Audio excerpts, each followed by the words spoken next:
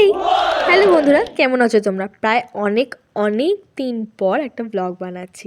আজকে হলো সরস্বতী পুজো, আর এই সরস্বতী পুজোর দিনে কোথায় চললাম সেটা জানার জন্য দেখতে থাকো ভিডিওটা। আজকে সরস্বতী পুজো বলে কথা, তাই চারিদিকে মা সরস্বতীর মূর্তি বিক্রি হচ্ছে এখানে।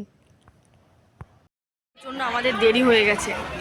আমাদের এখন কোথায় চলে যাওয়ার কথা, আমরা এখনো ব্যান্ডেলে বসে আছি। প্রায় 1 ঘন্টারও বেশি লেট করার পর ফাইনালি আমরা বসে পড়েছি ট্রেনের মধ্যে। বাঁশবেড়িয়া থেকে ট্রেনে করে বালি, আর বালি থেকে বাস নিয়ে পৌঁছে গেছিলাম আজকে আমরা ইকো পার্কে। 1 ঘন্টা তো আমাদের আলাদা করেই লেট হয়েছিল, তার উপরে পৌঁছতে লেগেছে ঠিক 1 ঘন্টা মতনই। আজকে রবিবার, ছুটির দিন, তার উপরে পড়েছে সরস্বতী পুজো। প্রায় 1-2 মাস ধরে প্ল্যান করার পর ফাইনালি আজকে আমরা আসতে পারলাম ইকো পার্কে। তো প্রথমে ইকো পার্কে এন্ট্রির জন্য আমাদের 30 টাকা করে প্রত্যেকে টিকিট কেটে নিতে হয়েছিল। তারপরে 7 ওয়ান্ডার্স দেখার জন্য আলাদা করে টিকিট কাটতে হয়েছিল। তো বন্ধুরা, এখন আমরা ঢুকছি মিশরের পিরামিডের ভেতরে মমি দেখার জন্য।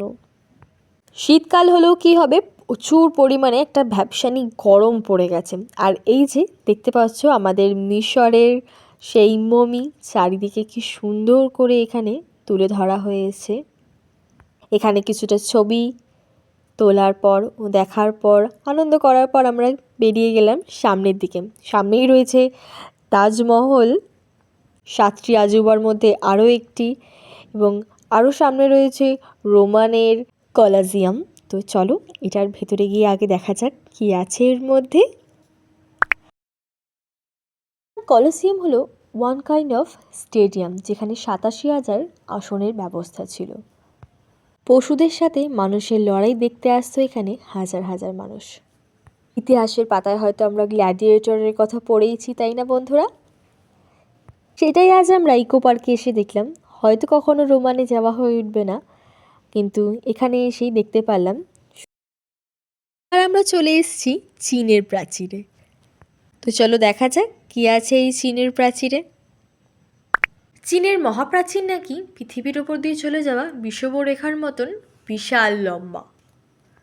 সেইটারই একটা ছোট্ট নমুনা আমরা এখানে এসে আজকে দেখছি। আর চাঁদনি চকটু চায়না অক্ষয় কুমারের সেই মুভিটাতে দেখেছিলাম, মনে আছে তো? আমি এখানে টোকা মেরে দেখছিলাম যে এটা কি সিমেন্ট দিয়ে তৈরি না কিসের তৈরি। চলো এবার দেখে নেওয়া যাক পৃথিবীর 7ম আশ্চর্যের সবথেকে সুন্দর একটি নমুনা, তাজমহল, যেটা শাহজাহান তার ওয়াইফের জন্য ভালোবেসে বানিয়েছিল। কি আছে এর ভেতরে আমরা গিয়ে এখানে দেখব।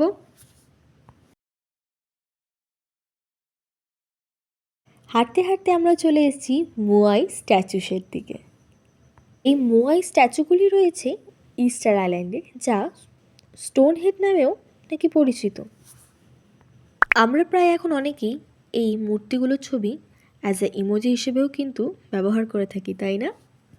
কথা বলতে বলতে চলে এসেছি আমরা জর্ডানের পেট্রাতে। দেখা যাক কী আছে এই পেট্রা নগরীতে।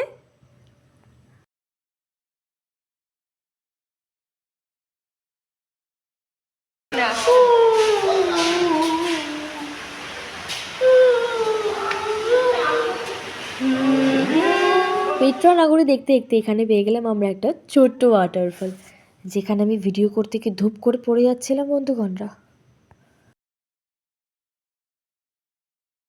এই পেট্রা নগরী নাকি রোজ সিটি নামেও বিখ্যাত তার লাল পাথরের জন্য। এখানেও কিছু রয়েছে সেই পাথরেরই স্ট্যাচু।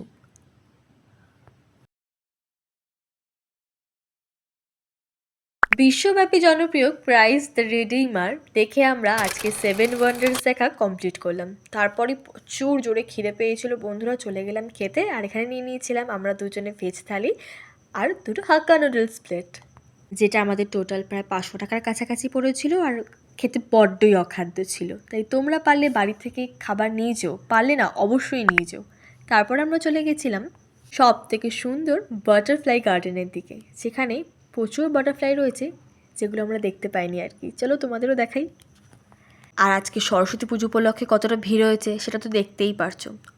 আমরা এবার চলে এসেছি বাটারফ্লাই গার্ডেনে, যেখানে ছোটো ছোটো বাটারফ্লাই দেখা যাচ্ছে, যেগুলো আমরা আমাদের আশেপাশে বাড়ির গার্ডেনেও দেখতে পারি।